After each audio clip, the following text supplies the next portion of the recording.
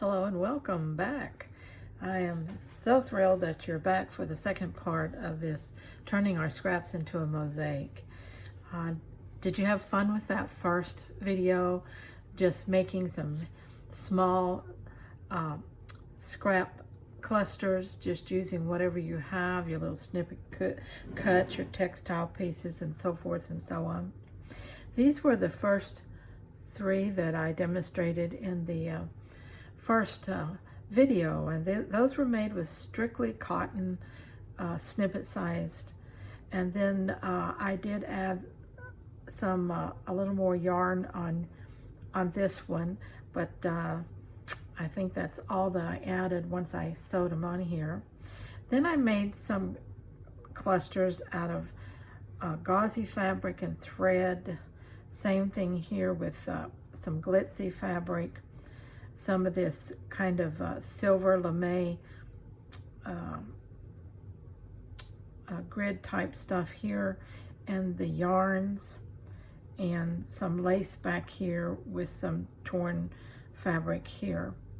And then I had this really pretty motif and that I cut out of a blouse, and so I incorporated it. I backed it with just a little scrap of purple just to bring it away from the background, since it is black like the background is. Then when I felt like I had too big of a gap in between, I filled it in with little pieces of thread or yarn. This is some yarn here, couched, little threads here. Then I couched some threads along the outside here.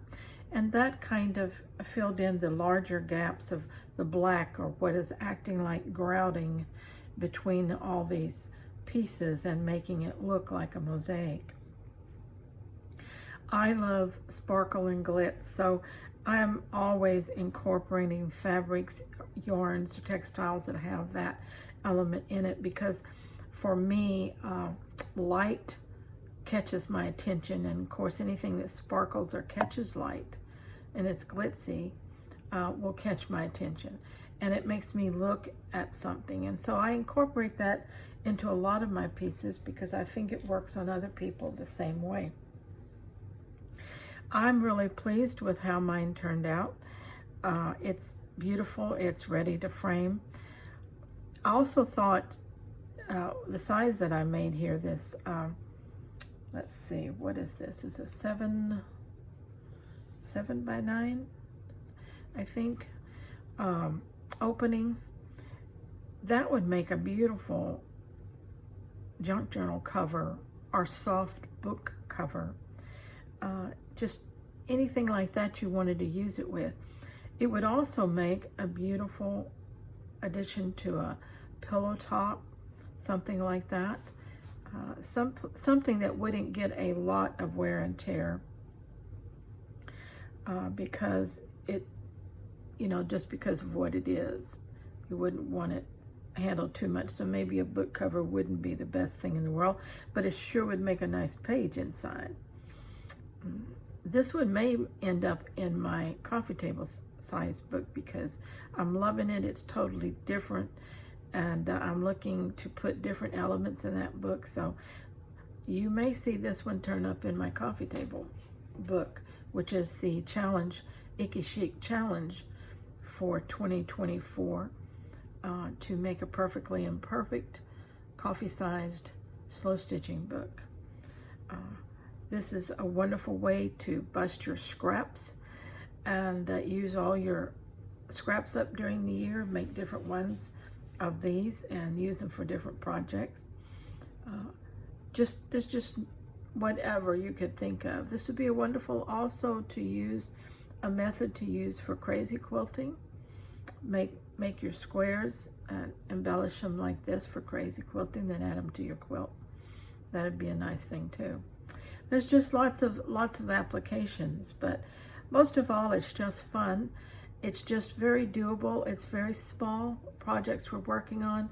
It's very beginner friendly because it's just everything on here is simple, straight stitch, turned every which way but loose.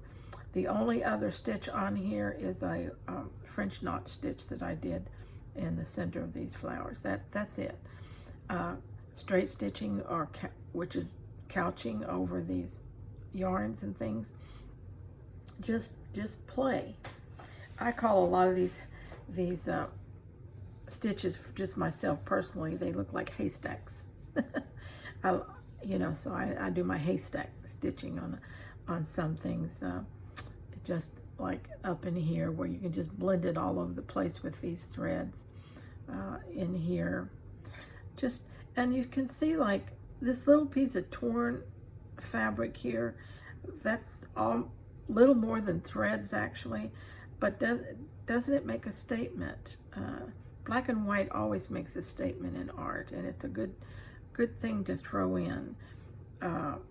But look how tiny and raggedy that little piece is, but it's just the perfect piece for that little spot right there. So again, grab your scraps. Don't be afraid to cut them up into little tiny pieces.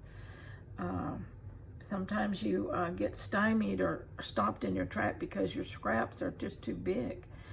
And so, have some bigger ones, cut some up medium, little ones, and even up into confetti. And you will be able to find many, many uses for them.